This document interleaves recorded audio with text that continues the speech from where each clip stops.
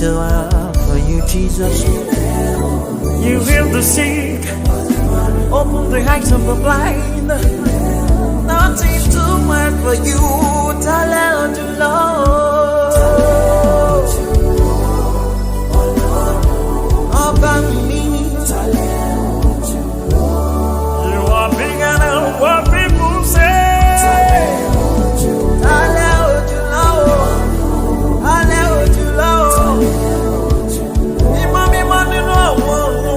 Don't look on the gate, I'll find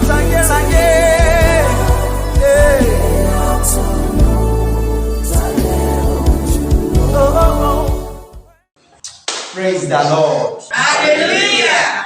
Adúpẹ́ lọ́wọ́ Ọlọ́run ẹni tó fi oore ọ̀fẹ́ gbà wá láti tẹ̀síwájú lẹ́nu ẹ̀kọ́ wa tí í ṣe ẹ̀kọ́ c.a.c Sunday School syllabus bí a ti ń gbàgbọ́ láti ìbẹ̀rẹ̀ sáà yìí.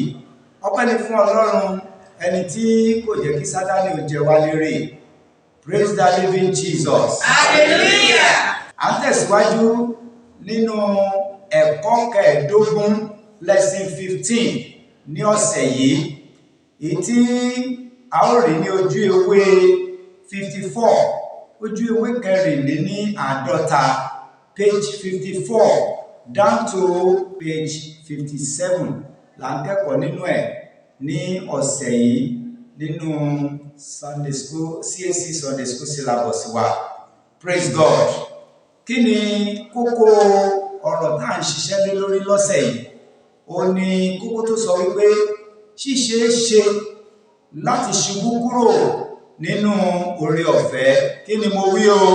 Ṣíṣeéṣe láti ṣubú kúrò nínú oore ọ̀fẹ́. Very good. Ẹ pàtẹ́wọ́ fún Jésù.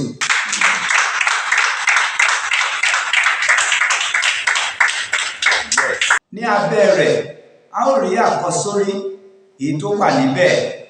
Ẹ bá mi kà láti inú ilé ẹ̀kọ́ ọjọ́ ìsinmi wa o.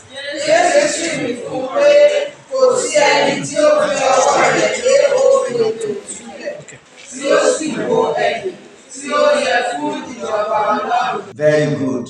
Ẹ ṣé, ẹ tún bá mi pàtẹ́wọ́ fún Jésù. Ní ìtẹ̀síwájú, a ó rí àwọn nǹkan tí a kọ sílẹ̀ nínú ìwé ìrètí Luke chapter 9 verse 62. Ní abẹ́ àwòrán tí ó wà ní ojú ìwé wa yẹn, a ó rí ohun tí a kọ síbẹ̀. Wọ́n nítorí náà, ẹni tí ó bá rò pé òun dúró, kí ó kíyèsára kí ó má bàa ṣubú. Kọ́ríńtì kìíní orí 10 ẹsẹ̀ 12 ni a ti rí kà. 1 Corinthians chapter 10 verse 12. A gbàgbọ́ pàápàá lórí ọ̀rọ̀ Ọlọ́run pé ó ṣeéṣe fún ẹni tí ó bá gbọ̀gẹ̀jẹ́ tàbí tó jáfara nípa tẹ̀mí láti ṣubú kúrò nínú oore ọ̀fẹ́. Mo gbàládùá èmi àti àwọn àní ṣubú kúrò nínú oore ọ̀fẹ́ o. Àmín Jésù Kristi. Ìyẹn ni wípé gẹ́gẹ́ bí Christian, gẹ́gẹ́ bí ọmọlẹ́yìn Kristi, a gbọ́dọ̀ ní ẹ̀mí ìkíyèsára nínú gbogbo nǹkan tá a bá ń ṣe. A gbọ́dọ̀ kíyèsára nítorí pé èṣù ọ̀tá ìrere wa yẹn ó dọdẹ. Bíbélì sọ fún wa wípé ó ń búramúramù, ó ń káàkiri, ó ń wẹ́ni tó fẹ́ pajẹ. Kò ní rí wa pajẹ lórúkọ Jésù. Àmín Jésù Kristi. Bí a ti ń tẹ̀síwájú, ẹ̀kọ́ yìí pín sí ipa méjì gẹ́gẹ́ bí a ti mọ̀. Ní abẹ́ kókó ẹ̀kọ́, ó ní ènìyàn kò lè pàdánù tàbí sọ ìgbàlà rẹ̀ nù. Ìkejì sọ wípé ènìyàn lè pàdánù tàbí kó sọ ìgbàlà rẹ̀ nù. A ti fi hàn ìwọ ènìyàn láti yẹ èyí tó dára. Ẹ jẹ́ ká wo ìtúpalẹ̀ ẹ̀kọ́ láti ìkíní. Nínú ẹni tí a fi wá ṣe ìní rẹ̀ pẹ̀lú, àwa tí a ti yàn tẹ́lẹ̀ gẹ́gẹ́ bí ìpinnu ẹni tí ń ṣiṣẹ́ ohun gbogbo gẹ́gẹ́ bí ìmọ̀ ìfẹ́ rẹ̀. That is Ephesians chapter 1 verse 11.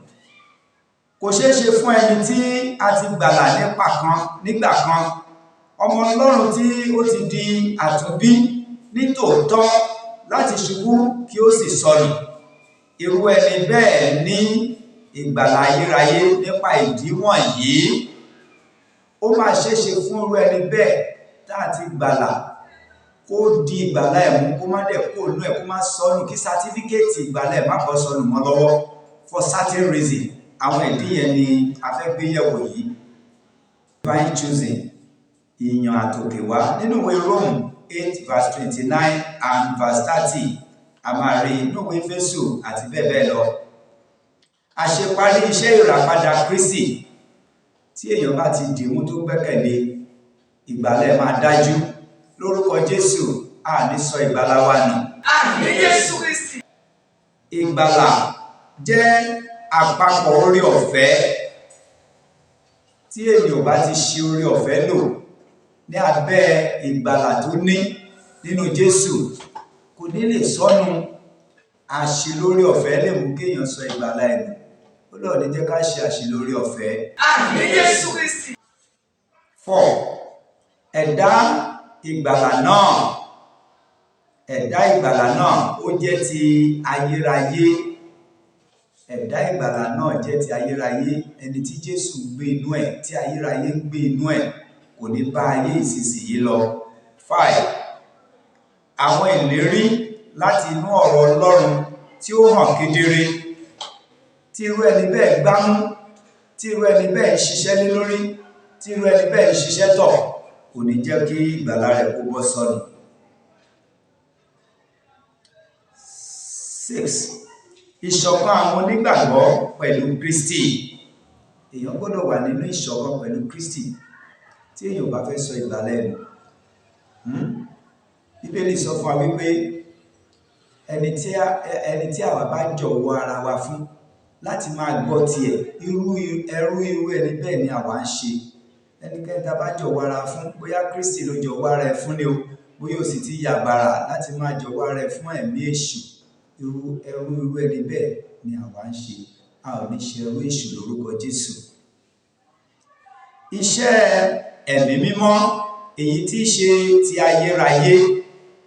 Iṣẹ́ ẹ̀mí mímọ́, iṣẹ́ àti ìṣe ẹ̀mí mímọ́ máa wà ní inú ìṣe irú ẹni bẹ́ẹ̀ tí ìgbàlà ò fẹ́ bọ́ sọnù, tí ò fẹ́ kí ìgbàlà ń bọ́ sọnù. Lórúkọ Jésù, bí a ti ń tẹ̀síwájú lẹ́nu ẹ̀kọ́ yìí, ẹ̀mí máa túmọ̀ ara ẹ̀ fún wa sí. Amen. Kò ṣeé ṣe fún ènìyàn tí a ti gbàlà kí ó padà ṣubú, kí ó sì ṣègbé, ṣùgbọ́n ó ṣeé ṣe fún irú ènìyàn bẹ́ẹ̀ láti kùnà láti mọ èròǹgbà Ọlọ́run lórí ìgbàlà rẹ̀. Bí ènìyàn bá kùnà láti mọ èròǹgbà Ọlọ́run fún ìgbàlà ọkàn ẹ̀, á pàdánù ẹ̀. Ṣùgbọ́n tí ènìyàn bá ti mọ èròǹgbà Ọlọ́run fún ìgbàlà ọkàn ẹ̀, ohun tó yẹ kéèyàn ṣe, ohun tí ò yẹ kéèyàn ṣe, tó dẹ̀ ń gáìdì ẹ̀, ìgbàlà ẹ̀ dájú, kò ní bọ́ sọnù. Ìgbàlà ẹ̀mí àti kò ní bọ́ sọnù sómi. Praise God. Hallelujah. Ó jẹ́ nínú ìsopọ̀ pẹ̀lú èyí pé bí wọ́n bá gbọ́ gẹ̀gẹ́ tàbí jẹ́ aláìgbọràn tí wọn kò sì tẹ̀síwájú láti dàgbà tójú bọ́, ohun méjì ni yóò ṣẹlẹ̀. Wọn yóò fa ìjìyà Ọlọ́run sórí ara wọn níhìn àti nísinsìnyí. Wọn yóò sì pàdánù èrè wọn. Ẹnikẹ́ni tó bá ti gba Sátánì láàyè kí ìgbàlà ń bọ́ sọnù mọ́ lọ́wọ́, tí Sátánì ti rí ìjágbà mọ́ lọ́wọ́, á pàdánù àwọn adùn tí Jésù ní fún nínú ayé yìí àti ní ayé tó ń bọ̀.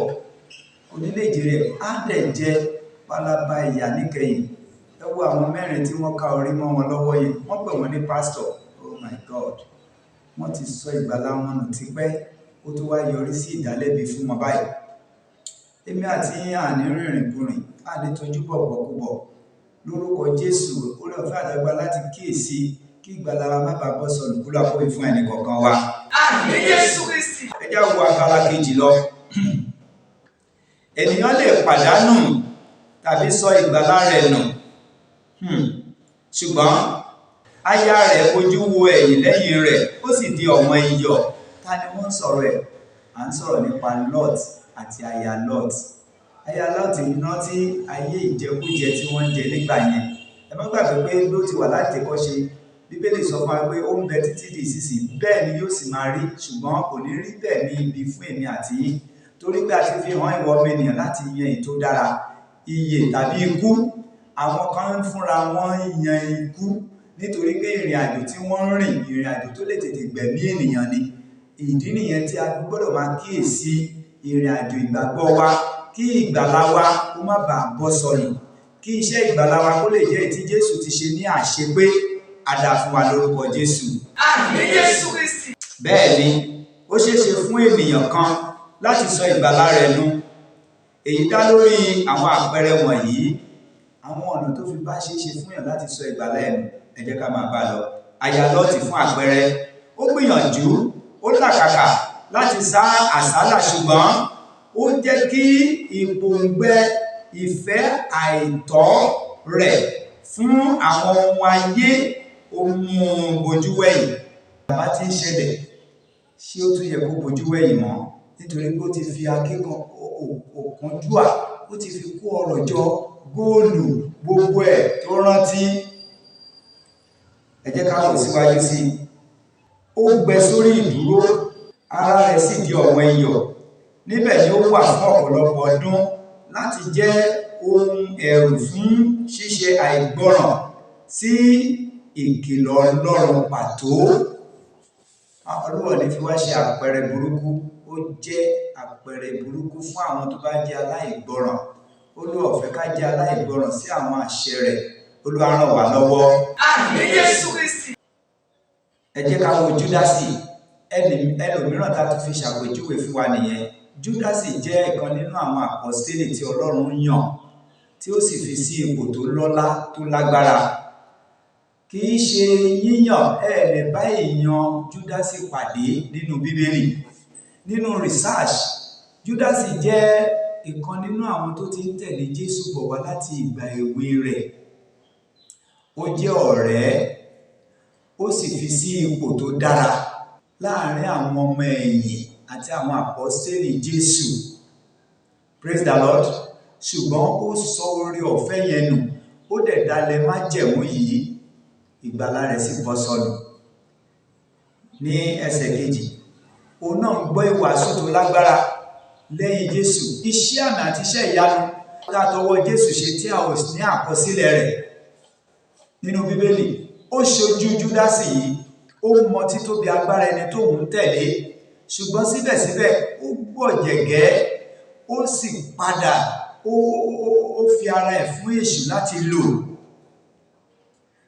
Ó ní ìgbẹ̀yìn búburú tí ó burú tó bani lẹ́rù. Ẹ wo owó tó ti torí ẹ̀ lọ ta Jésù yìí, kò jàǹfààní owó yẹn o. Nígbà tí ó yẹ kó ronú pìwàdà, kó sátọ̀ ẹni tí ó ṣẹ̀ sí wá fún ìdáríjì, àwọn tó gbowó lọ́wọ́ wọn ló sátọ̀ lọ. Àwọn ẹlẹ́ sọ pé kò sí nǹkan táwọn fẹ́ ṣe, owó òwúlò fáwọn. Gbogbo tó fi ọ̀kánjú àkójọ, ó mọ̀ pàdánù ẹ̀ ní o. Ohun tí ò lérò tàbí tí ò torí ẹ̀ kójọ lé lórí ni wọ́n fi owó yẹn ṣe. Wọ́n lọ fi ra ilẹ̀ ẹ̀jẹ̀, máa sìnkú sí, máa lọ sìnkú síbẹ̀. Ṣótán, èrè kí ló wá já fún ẹni jẹ́ sí fún ènìyàn? Ìwọ náà tó ń kó ọrọ̀ jọ, orí olórí tó ti paládàánù, tó ti jẹ ogún wọn mọ́ tiẹ̀, torí kó ṣáà lè máa kọ́rọ̀ ìjọ ṣá, kó lè máa kọ́rọ̀ ìjọ ṣá, ẹlòmíì ló máa nà, kó ná fúnṣẹ́ Ọlọ́run irọ́, kó fi ṣe ìtọrẹ àánú fún àwọn tó máa wúlò fún, kó fi ran àwọn ọmọ ènìyàn lọ́wọ́. Ó rí yẹn fi ṣe. Má jẹ́ kí n purọ́ fún ẹ o. Ìgbẹ̀yìn Júdásì àpẹẹrẹ kan ló jẹ́. Gbogbo ọ̀rọ̀ tí èèyàn lè kójọ nínú ayé tá a wà yìí, ó máa fi sáyé lọ ni, kò sí kankan tó máa bá wa lọ. Ọlọ́run á jẹ́ ká lè fi ọrọ̀ tá a bá rí kójọ ká fi ṣiṣẹ́ Olúwa ní ọ̀nà tó máa fi ṣe ìtẹ́wọ́gbà, ká fi ṣe ìtọrẹ àánú, ká fi ran ènìyàn lọ́wọ́. Àwọn tí wọ́n ran àwọn opó aláìní lọ́wọ́ lórí ètò Pastor Gabriel, Ọlọ́run á túbọ̀ máa bùkún fún wọn, á máa bùkún fún yín. Irú iṣẹ́ rere tá à ń sọ nìyẹn. Kò sú wọn wo láti January kó wo iṣẹ́ ribiribi táwọn èèyàn ti dáwó fún tí wọ́n ti fi ṣe irú iṣẹ́ rere bẹ́ẹ̀ kán máa ṣe. Àwọn ènìyàn ń kú, wọ́n ń ṣègbé, ẹnìkan dẹ̀ ń kó ọrọ̀ jọ, ó kójọ títí àká ẹ̀ ti kún, ó kójọ títí in fact àìmọye ilé, àìmọye mọ́tò tí ò rí gùn, tí ò lè gùn, tí ó fi máa kú, ó kó sínú àgbàlá ń bẹ̀, owó mọ́tò olówó iyebíye, ó wà ní ipò, òfin ń pọn aráàlú lójú, ó máa fi ilẹ̀ lọ ní ẹni tó dẹ̀ ń bọ̀ wá ná lẹ́yìn ẹ̀ ìnákúnà ló máa ná, ohun tó ti torí ẹ̀ kówó yẹn ọjọ́ fún ló máa ná lé lórí. That's the end. God bless you as you listen to this message. Please share it and let it go viral so that it can preach the good sermon of God to people to listen to and change from their destructive ways. And God will help us to maintain our salvations in Jesus' name. Àmín Jésù Kristi. Ẹ jẹ́ ká wo ẹlòmíràn, Dẹ́mà, ẹni tó fi ayé ìgbà yẹn ju ọ̀rọ̀ Ọlọ́run lọ. Nínú ìwé Tímótì kejì, orí 4 ẹsẹ̀ 10, Kólósè, orí 4 ẹsẹ̀ 14, Fílémọ́nì, orí 4 ẹsẹ̀ 14, ó ní ìfẹ́ sí ọrọ̀ àti ìṣúra ayé. Ó ń dá àwọn ẹ̀ṣẹ̀ kan, àwọn ẹ̀ṣẹ̀ àdápamọ́, ó ní lọ́wọ́. Dèmà, ó fi ayé ìgbà yẹn, ó dẹ̀ bá lọ. Bẹ́ẹ̀ ni àwọn èèyàn kan náà tó fi ayé ìsinsìnyí, wọ́n máa bá lọ náà ni. Èmi àti náà máa dìtàn, ṣùgbọ́n irú ìtàn wo ló máa dì tó bá yá? Ìtàn rere lèmi choose láti jà. Kí n fi ohun tí mo bá ní kí n fi gbọ́ t'Ọlọ́run, kí n sì fi ran àwọn ènìyàn lọ́wọ́, kí Olúwa kó ràn mí lọ́wọ́. What about you? God bless you as you make this good decision and you follow it up in the name of Jesus Christ. Àmín Jésù Kristi. Please use whatever wealth that you acquire over there to help ministry, to help the needy, to help poor people, to help infants that are helpless, to help, the widows and, those that really needs your help. And God will continue to multiply you in Jesus' name. Àmín Jésù Kristi. A kì wá nílọ̀ lórí ìṣubú kúrò nínú oore ọ̀fẹ́. Lára àwọn ẹ̀dá inú Bíbélì mìíràn tí ó ti ṣubú kúrò nínú oore ọ̀fẹ́ ni Lúsíférì, Ádámù náà àti Éfà, àwọn ẹ̀dá ènìyàn tó ṣubú kúrò ní oore ọ̀fẹ́ nìyẹn. Ọba Sọ́ọ̀lù ńkọ́, òun náà ṣubú kúrò ní oore ọ̀fẹ́. Júdásì Ìsìkáríọ́tù, Ananiah àti Sàfírà, àwọn wọ̀nyí ni àpẹẹrẹ àwọn tó ṣubú kúrò ní oore ọ̀fẹ́ ìgbàlà. Wọ́n sì ṣègbé. Olúwa ní jẹ́ kémi àti yín kó ṣègbé. Amen. Àmín Jésù Kristi. Nínú ìwé ìrìn Jòhánù, John chapter 10 verse 28 and 29, bẹ́ẹ̀ ni kò sí ẹni tí yóò lè gba àwọn tí a gbàlà kúrò lọ́wọ́ Ọlọ́run. Síbẹ̀, èyí ń tẹ̀síwájú níwọ̀n ìgbà tí ẹni tí a gbàlà bá ti ń gbé ibi ìkọ̀kọ̀ àti lábẹ́ òjìji Olódùmarè. Fọ́lọ́runṣọ́ tó ń fokùn ọ̀gẹ̀dẹ̀ gọ̀pẹ, ẹgbọ́ kí ló fẹ́ ṣẹlẹ̀ sí? Tó bá jábọ́ lẹ́yìn ọ̀pẹ, ó ti gògèrè kọjá ewé. Ìránṣẹ́ Ọlọ́run tó lọ tọwọ́ bọ ẹ̀ṣẹ̀, kí lẹ fẹ́ k'Ọlọ́run ṣe? Ọlọ́run máa padà lẹ́yìn mímọ́, Ọlọ́run máa fi sílẹ̀ gbẹ̀yìn náà ni. Ìwọ ìránṣẹ́ Ọlọ́run tó lọ ń ṣe awọ́rò, ta ló fẹ́ fi ràn lọ́wọ́? Ikùn ẹ ló fi ràn lọ́wọ́. Bérò bá ṣe pọ̀ sí ní ìdámẹ́wàá ṣe fẹ́ pọ̀ tó, bérò bá ṣe pọ̀ sí ní àwọn ọrẹ tó fẹ́ máa mú wá ló ṣe fẹ́ pọ̀ tó. Máa ṣe ìṣó. Oníṣẹ́ ò rán wa dé gbogbo lẹ́fù yẹn. O ò lè ránṣẹ́ Ọlọ́run lọ́wọ́. Ó ní ó máa ti iṣẹ́ lẹ́yìn inú ayé ẹ. No one can help you if God did not help you. And if you try to help yourself, destruction is the end reward. Destruction is the end reward. Ìyà jìyà nínú ayé, ìyà tún lọ jẹ ìyà àìlópin ní ọ̀run àpáàdì. Oh no, what a pity. Better repent now and give your life to Lord Jesus Christ. Let him amend your ways. Clean yourself before him and let him redeem you. God bless you. You are there, you are not a pastor, you are not a reverend, you are not a prophet, but you are a child of God. Please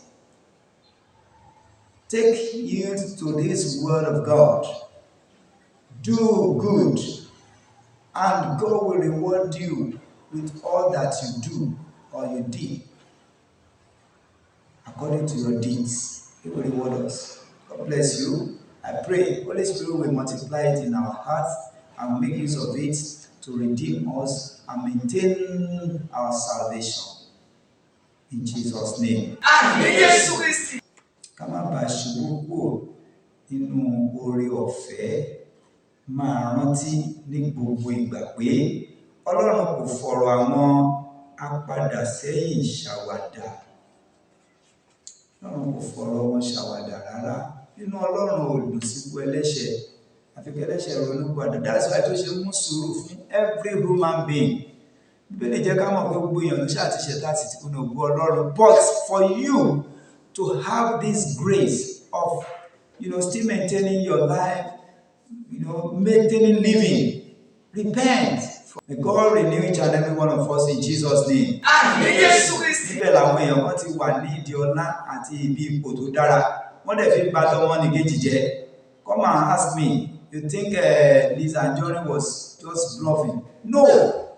They have shown her pepper like they have did to me.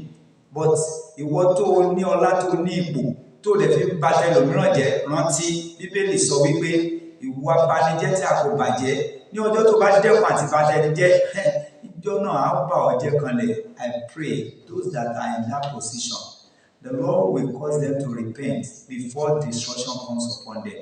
If not, as soon as possible, destruction of God will pass upon them, and they will become one of bad examples in the world.